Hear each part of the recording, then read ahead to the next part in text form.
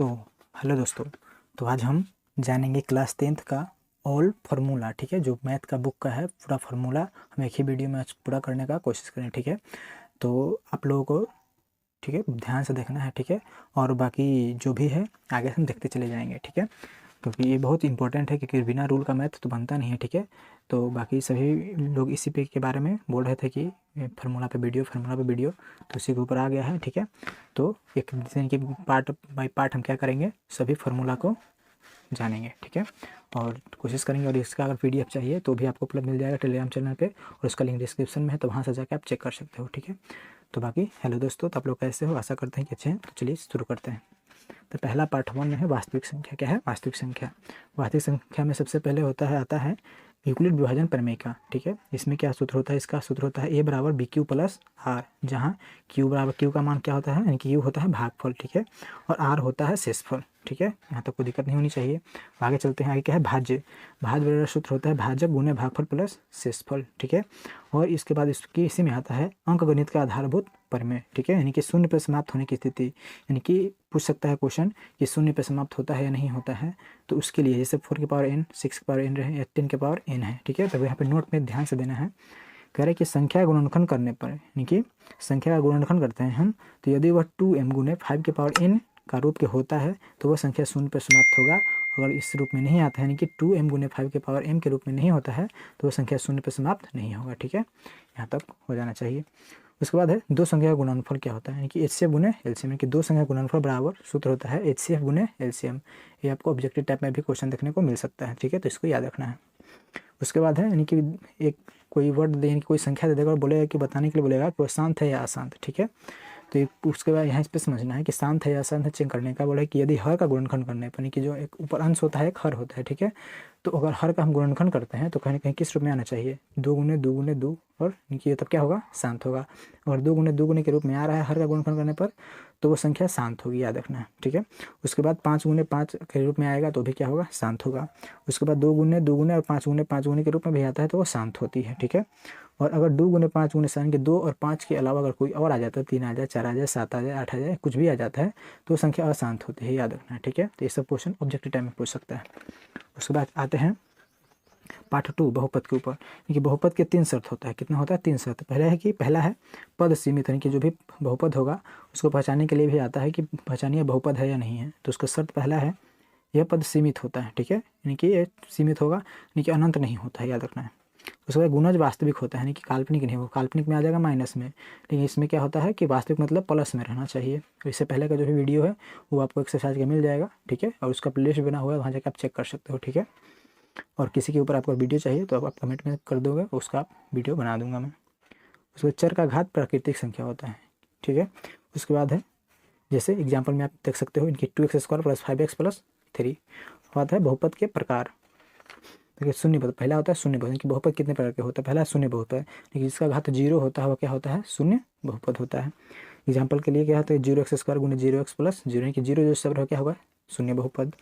उसके बाद अचर बहुपद, यानी कि अचर बहुपद क्या होता है? देखिए संख्या 2, 3, -1/2, इसका भी घात 0 होगा। ठीक है, बट सिर्फ क्या रहेगा? 2 रहेगा, 3 रहेगा, -1/2 रहेगा, ये सब रहेगा, तो क्या हो जाता है? अचर बहुपद होगा। ठीक है, इसमें x नहीं आता है। ठीक है, इसका भी घात 0 होता है, क्योंकि अगर मान के चलो यहाँ पे क्या है 2x की पावर 0 हम करते हैं, क्या करते हैं 0, तो इसका मान 2 होता है, क्योंकि x की पावर 0 का मान 1 होता है, याद रखना है। ठीक है, इसको क्या बोलते हैं? अचर बहुपद। इसके बाद आते हैं द्विघात बहुपद। पहला था शून्य, दूसरा है अचर, और तीसरा है द्विघात बहुपद, जिसका घात कितना होना चाहिए? 2 होना चाहिए। ax² plus bx plus c। उसके बाद चौथा आता है त्रिघात बहुपद। ठीक है, इसका त्रिघात बहुपद क्या होता है? घात जिसका घात अधिकतम घात 3 होना चाहिए, जैसे ax³ plus bx² plus cx plus d बराबर 0। उसके बाद गुणांकों तथा शून्यों के बीच संबंध क्या होता है? संबंध बताने के लिए बोल देगा, उसका होता है त्रिघात बहुपद का क्या होता है? ax² plus bx plus c, यानी कि शून्यक अल्फा और बीटा होता है इसमें। ठीक है, यानी कि शून्यकों का योगफल क्या होता है? कि अल्फा प्लस बीटा बराबर सूत्र होता है -b बटा a, याद रखना है।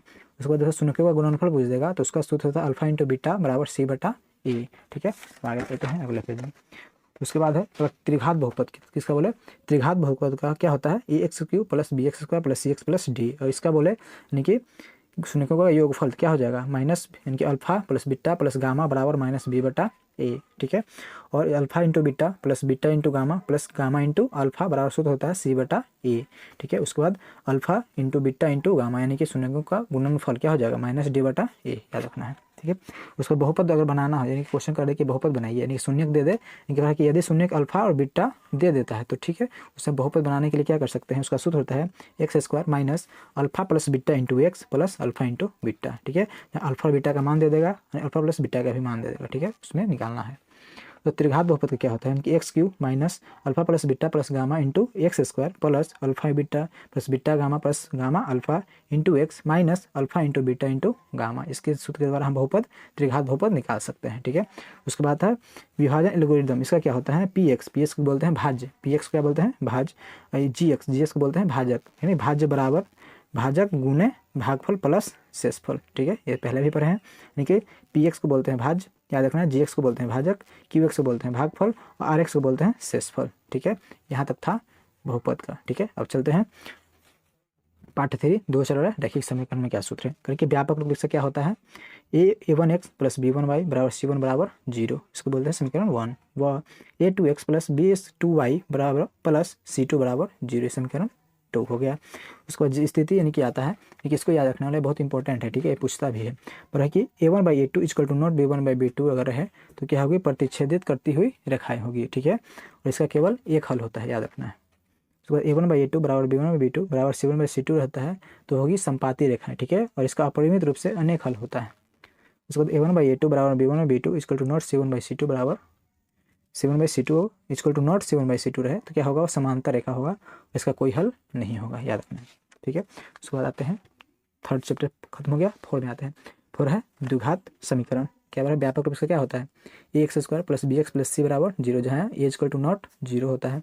द्विघाती सूत्र क्या होता है माइनस बी, द्विघाती सूत्र होता है, याद करने वाला है, minus b plus minus root under b square minus 4ac बटा 2a, ठीक है। उसके बाद इसी में एक और सूत्र विभक्ति का डी का क्या होता है, डी बराबर सूत्र है बी स्क्वायर माइनस 4ac। इसका प्रकृति यानी कि क्या है समझेंगे उसको, क्या करें, यदि डी का मान प्लस हो यानी कि धनात्मक है तो मूल वास्तविक और भिन्न होता है, यानी कि अलग अलग होगा उसका, ठीक है। यदि डी का मान 0 आता है, यानी कि डी निकालते हैं विभक्ति कर निकालते हैं, उसका मान 0 आ जाता है तो उसका मूल वास्तविक और समान होगा, यानी कि दोनों मूल एक ही होगा, यानी कि अल्फा और बीटा का मान एक ही आएगा, अगर 2 आ रहा है अल्फा का तो बीटा के भी 2 ही आएगा। उसके बाद तीसरा, यदि डी बराबर माइनस में हो यानी कि ऋणात्मक हो तो कोई वास्तविक मूल नहीं होगा, इसका याद, यानी कि कोई उसका मूल नहीं, यानी कि मान नहीं निकलेगा, उसका याद रखना है। उसके बाद 4 खत्म हो गया, 5 में आते हैं समांतर श्रेणी, मतलब कि इनवा पद, अगर इनवा पद निकालने के लिए बोलते हैं समांतर श्रेणी में तो उसका सूत्र होता है ए एन बराबर A plus N minus 1 into D, जहाँ ए एन को बोलते हैं इनवा पद निकालने वाला को, ठीक है, ए को बोलते हैं प्रथम पद और डी को बोलते हैं सर्वांतर, यानी कि डी निकाला जाता है। डी निकलता कैसे है, इसका सूत्र होता है a2 माइनस a1, ठीक है। इन पदों का योगफल, यानी कि पूछ दे कि इन पदों का योगफल निकालिए तो उसका सूत्र होता है एस एन बराबर n/2 into 2a plus n minus 1 into D, ठीक है। वो एक और इसका सूत्र होता है कि एस एन बराबर n/2 into A plus A N, इन उनके अंतिम पद, और कोई क्वेश्चन में अगर अंतिम पद दे दे तो क्या कर सकते हैं, इस सूत्र पर डायरेक्ट निकाल सकते हैं हम, ठीक है, लेकिन अगर नहीं देता है तो इसके द्वारा हम इसको निकालते हैं, ठीक है। ये हो गया यहाँ तक। चलते हैं अगला पेज में, समांतर श्रेणी भी खत्म हो गया। अब आते हैं पार्ट 6 में, क्या है बहुपद बोल रहे हैं, सॉरी त्रिभुज, क्या है त्रिभुज, बोले कि समरूप त्रिभुज, समरूप त्रिभुज कब होता है उसके बारे में समझेंगे। बोले कि सभी संगत कोण बराबर होते हैं, क्या होता है बराबर होते हैं, और सभी संगत भुजाएं एक ही अनुपात यानी कि समानुपाती होता है सभी भुजाएं, जैसे एंगल एंगल एंगल यानी कि साइड एंगल साइड और साइड साइड साइड, यानी कि भुजा भुजा भुजा भुजा कोण भुजा कोण कोण कोण, याद रखना है। उसके बाद थेस पर में 6.1 पढ़ना है, थेस पर में हम डिटेल में जानेंगे उसको, ठीक है, एक्सरसाइज कंप्लीट करेंगे यानी कि जब बनाएंगे उस टाइम, ठीक है, इसमें शॉर्ट में बता देते हैं। जैसे थेस पर में 6.1 क्या कहता है कि यदि डी यानी कि जो डी समानांतर क्या होता है BC का हो तो क्या होगा AB बाई, यानी कि AB by DB, AB by क्या होगा DB बराबर AE बाई EC, ठीक है, AE बाई EC होता है, यानी कि AB बाई DB बराबर AE बाई क्या होगा AC, याद रखना है, ठीक है। तो थेस पर में 6.2 क्या कहता है कि AE बाई EB यानी कि AE बाई EB बराबर AD बाई DC नजी DC तो क्या हो जाएगा, तो AD समानांतर क्या होता है BC का, यानी कि AD समानांतर होगा, सॉरी क्या लिख दी है D नजी ED ED समानांतर होगा किसका, BC का, ED समानांतर BC का, याद रखना है। उसके बाद है पार्ट 7, पार्ट में निर्देशांक ज्यामिति, ठीक है। इसमें क्या होता है, P x y, x को बोलते हैं भुज, याद रखना है। ऑब्जेक्ट नहीं पूछ सकता है कि x को क्या बोलते हैं, y को कोटि बोलते हैं, x को भुज बोलते हैं। मूल बिंदु इसका 0 0 होता है, याद रखना, ठीक है। तो दो बिंदु के बीच की दूरी सूत्र इसका होता है PQ बराबर √x1 माइनस x2 का whole square plus y1 minus y2 का होल स्क्वायर, ठीक है। इसका एक और सूत्र होता है कि √x2 माइनस x1 का square plus y2 minus y1 का स्क्वायर का होल स्क्वायर, ठीक है। यानी कि आप आगे पीछे रख सकते हो, कोई दिक्कत होने वाला नहीं है। उसके बाद तीन बिंदुओं का संरेख एक ही रेखा होने की स्थिति, यानी कि पूछते कि तीनों बिंदु एक ही संरेख है तो उसका सूत्र क्या होता है, सबसे बड़ी दूरी बराबर क्या होता है कि बाकी दो दूरियों के योगफल के बराबर है। देखिए जो भी बड़ा दूरी होगा बाकी दोनों AB प्लस BC हो जाएगा, कि AC का जो मान निकालना है क्या होगा, AB जोड़ BC जोड़ देंगे तो क्या निकल जाएगा, इसका पूरा AC का मान निकल जाएगा। उसको देखा होता है विभाजन सूत्र, यानी कि विभाजित कर रहा है तो उसका सूत्र क्या होता है, x के लिए क्या होगा M1 x2 plus M2 x1 बटे M1 प्लस M2। उसके y बराबर क्या होता है M1 y2 plus M2 y1 बटा M1 प्लस M2, ठीक है। तो मध्य बिंदु निकालने के लिए बोलते हैं तो उसका सूत्र x बराबर x1 प्लस x2 बटा 2 और y का क्या होता है कि y1 प्लस y2 बटा 2, ठीक है। और त्रिभुज का क्षेत्रफल अगर पूछ दे तो 1/2 x1 plus y2 minus y3 plus x2 y3 minus y1 plus x3 y1 minus y2, ये होता है त्रिभुज का क्षेत्रफल सूत्र। और समांतर श्रेणी यानी कि इसमें हम पढ़ रहे हैं निर्देशांक ज्यामिति में करेंगे तो इसको यूज करना है, ठीक है। उसके बाद त्रिभुज का क्षेत्रफल अगर इस टाइप में बोल दे निकालने के लिए बोले तो क्या होगा, एक्स वाई के निकालेंगे तो x1 प्लस x2 बटा x3 बटा 3 into y1 plus y2 plus 3 बटा 3, ठीक है। और बोला कि त्रिभुज का क्षेत्रफल यदि 0 है, क्या है 0 हो तो आंसर क्या हो, तो तीनों बिंदु संरेख होते हैं, याद रखना है। अब पार्ट 3 त्रिकोणमिति आते हैं। त्रिकोणमिति में क्या होता है कि समकोण त्रिभुज में सारा चीज इसमें होता है त्रिकोणमिति में, ठीक है। जहाँ इसको बोलते हैं कर्ण, इसको लंब और इसको आधार बोलते हैं, ठीक है। पाइथागोरस प्रमेय सबसे पहले जो होता है इसका सूत्र क्या होता है, 9th क्लास में ही पढ़े आप लोग। कर्ण स्क्वायर बराबर लंब स्क्वायर प्लस आधार स्क्वायर होता है। नोट करके सबसे बड़ी भुजा कर्ण होगी, याद रखना है कि जो भी समकोण त्रिभुज है उसका सबसे बड़ी भुजा क्या होता है, कर्ण होता है। और कोण के सामने वाली भुजा हमेशा लंब होती है, याद रखना है कि। और सी के लिए बोले तो लंब कौन हो जाएगा, ये लंब हो जाएगा, यानी कि कोण के सामने वाली भुजा हमेशा क्या होती है, लंब होती है। अगर ए के लिए बोल दे तो लंब कौन होगा, BC हो जाएगा, ठीक है, याद रखना ये वाला, ठीक है। तो हमेशा क्या सामने वाला भुजा ही लंब होता है। उसके बाद सूत्र क्या होता है कि एक शॉर्टकट है, यानी कि आप याद करने का तरीका भी समझ सकते हो, ए ले एल के यानी कि लाला आम लाया कच्चा कच्चा आम, ठीक है। इस टाइप से आप याद कर सकते हो। जैसे कैसे समझेंगे, एल को बोलते हैं लंब, ए को आधार और के को कर्ण, ठीक है। साइन थीटा का सूत्र होता है ए लंब बटे कर्ण, कि लंब बटा कर्ण, ठीक है। और कोस थीटा का आधार बटा कर्ण, tan थीटा का लंब बटा आधार। आप इस ट्रिक्स के द्वारा आप याद कर सकते हो। कोसेक थीटा का इसका उल्टा हो जाता है, कोसेक का हो जाता है के बटा एल और सेक का क्या होता है के बटा ए, उल्टी कर देंगे सीधे। कॉट का होता है आधार बटा लंब, ठीक है, कोई दिक्कत नहीं कि इसका उल्टा ए है, ठीक है, याद रखना है। उसके बाद नोट में कोसेक थीटा का सूत्र 1 बटा साइन थीटा, सेक थीटा का सूत्र 1 बटा कोस थीटा, कोट थीटा का सूत्र होता है 1 बटा tan थीटा, ठीक है।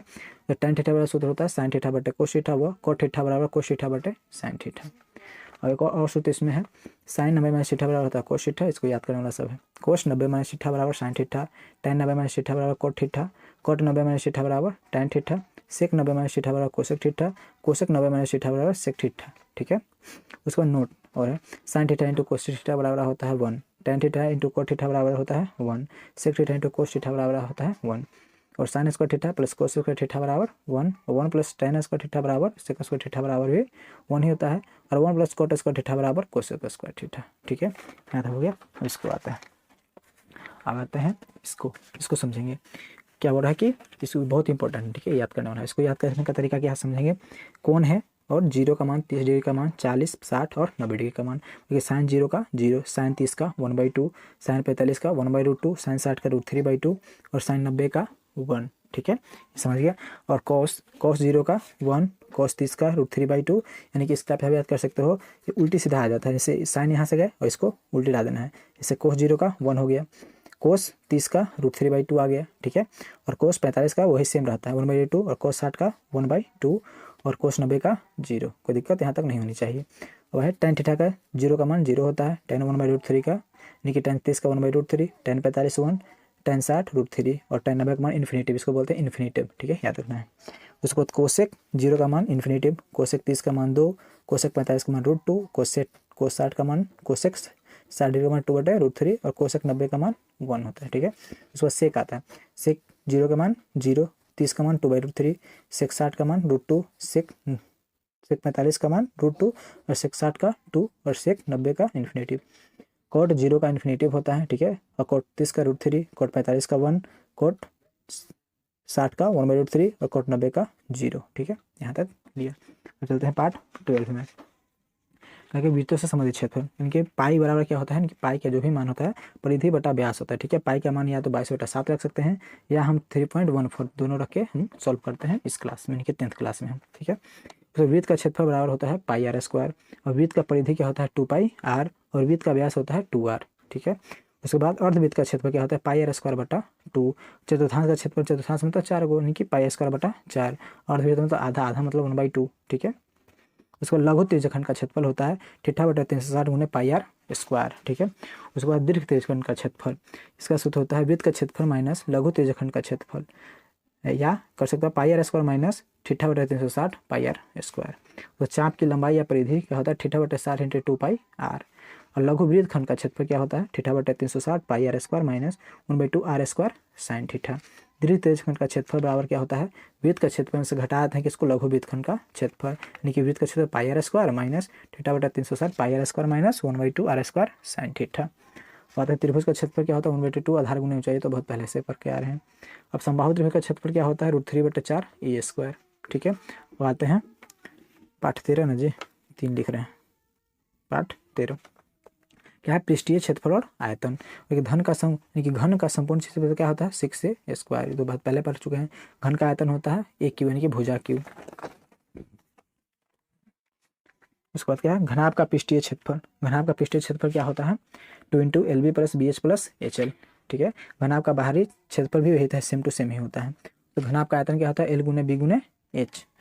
तो शंकु का क्या होता है, शंकु की त्रिज्या ऊंचाई निकालना होता है, तो L बराबर सूत्र होता है h² + r²।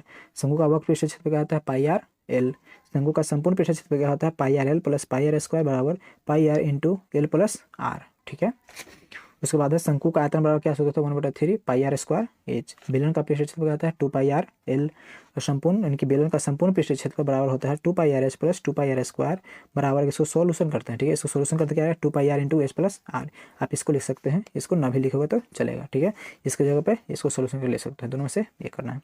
तो बेलन का आयतन क्या होता है πr² h। अब छिन्नक में आते हैं, तो छिन्नक की त्रिज्या ऊंचाई होता है √r1 - r2² + h²। छिन्नक का पृष्ठ क्षेत्रफल क्या हो जाएगा π × r1 + r2 × L, ठीक है। उसको छिन्नक का संपूर्ण पृष्ठ क्षेत्रफल क्या होता है π × r1 + r2 × L + πr1² + πr2², ठीक है। छिन्नक का आयतन क्या सूत्र क्या होता है 1/3 πh × r1² + r2² + r1 × r2, ठीक है। आ जाते हैं उसके बाद गोला है, क्या है गोले का आयतन क्या होता है 4/3 πr3। गोले का पृष्ठीय क्षेत्र का क्षेत्रफल क्या होता है पृष्ठीय क्षेत्रफल और संपूर्ण पृष्ठीय क्षेत्रफल, ठीक है, एक ही इसका होता है 4πr²। अर्धगोले का क्या होता है पृष्ठीय क्षेत्रफल 2πr² और संपूर्ण पृष्ठीय क्षेत्रफल अर्धगोले का होता है, क्योंकि अर्धगोला में क्या होता है आधा होता है, तो इसका भी निकालना पड़ता है। तो क्या 3πr²। अर्धगोले का आयतन क्या होता है 2/3 πr3। पाठ 14 में आता है सांख्यिकी आ गया, ठीक है। नोट बहुलक माध्यिका केंद्रीय प्रवृत्ति की माप है, यानी कि जो माध्य है बहुलक माध्यिका केंद्रीय प्रवृत्ति की माप होती है। माध्य बराबर क्या होता है प्रत्यक्ष विधि होता है। पहला होता है प्रत्यक्ष, कि माध्य निकाल का 3 विधि है। पहला प्रत्यक्ष विधि यानी कि x यानी कि माध्य बराबर σfx/σf। दूसरा होता है कल्पित माध्य विधि, यानी कि माध्य बराबर a + σfd/σf, जहाँ a बराबर क्या होता है कल्पित माध्य और d बराबर x - a निकालना पड़ता है, ठीक है। जब हम पढ़ेंगे तो उसमें डिटेल से जानेंगे। तीसरा होता है पग विचलन विधि से, इसका होता है कि माध्य बराबर a + σfu/σf गुने h, जहाँ u बराबर क्या होता है d/h, इसको निकालना पड़ता है हमको, ठीक है। अब आते हैं, ये हो गया।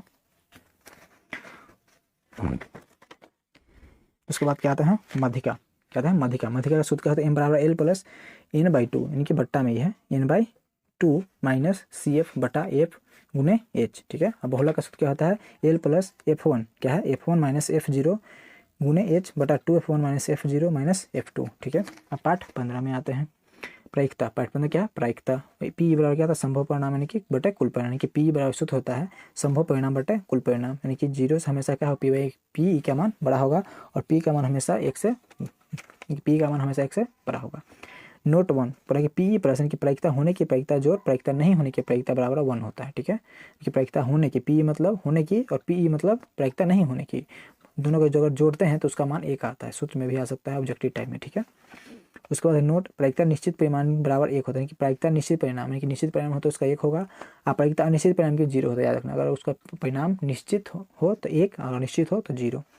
नोट, सभी घटनाओं की प्रायिकता का योगफल 1 होता है कि जो भी घटना होता है उसका अगर जोड़ते हैं तो उसका 1 आएगा। सो सिक्का का परिणाम, सिक्का यानी कि सिक्के का परिणाम, सिक्का उछालते हैं तो बोल रहा है कि सिक्के का 2 होता है, चित होता है, एक पट होता है। सिक्का का परिणाम क्या होगा, एक हेड और एक टेल, कुल परिणाम क्या हो जाएगा 2।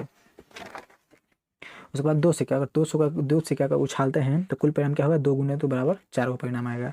देखिए HT और HT, और क्या हो जाएगा, एक बार में HH आएगा यानी कि हेड हेड आएगा, फिर हेड टेल आएगा, फिर टेल हेड आएगा और टेल टेल आ सकता है। ठीक है, उसको 3 सिक्कों को उछालते हैं तो परिणाम क्या आएगा, कुल परिणाम 2 गुने 2 गुने यानी कि 2 दूनी 4 दूनी 8 परिणाम आएगा, यानी कि head tail head tail head tail उछालते हैं तो इतना परिणाम आएगा। ठीक है, उसके बाद एक पासे का परिणाम यानी कि पासा फेंकते हैं तो उस पासा में क्या होता है, 1 2 3 4 5 6 तक रहता है, यानी कि लीडो छक्का लो जो पासा तो उसको फेंकते हैं तो कुल परिणाम क्या होगा 6। सम संख्या पूछ देगी, एक पासे में सम संख्या क्या होगा, तो 2 4 6 होता है सम संख्या, यानी कि 3 गो। विषम संख्या क्या होता है, 1 3 5, ये भी 3 गो। भाज्य संख्या कितना होता है, 4 और 6 2 गो, और भाज्य संख्या 3 2 5 3 गो। ठीक है, इसके माध्यम से 2 पासे को उछालने पर, यानी कि 2 पासे को उछालते हैं तो कितना परिणाम आएगा, 6 गुने 6 यानी कि 36 आएगा, यानी कि ये इतना करते हैं तो 36 ये सब आएगा, यानी कि एक बार में एक आएगा, 1 2 आ सकता है, 1 3 आ सकता है, कि 2 को करते हैं तो इतना परिणाम आ सकता है, यानी कि 1 2 3 4 5 6, 1 2 3 4 5, यानी कि 1 2 3 4 5 6, यानी कि 6 36 परिणाम आ सकते हैं। 2 पासा को उछालते हैं तब। यानी कि ताश के बारे में आते हैं, ताश का कुल परिणाम क्या होता है, कुल पत्ता कितना होता है 52। 52 में क्या होगा, 13 गो लाल होगा, यानी कि 13 गो, यानी कि 26 गो लाल होगा और 26 गो काला होगा। ठीक है, और लाल में भी क्या होता है, 2 2 कैटेगरी होता है, काला में 2 2 कैटेगरी होता है।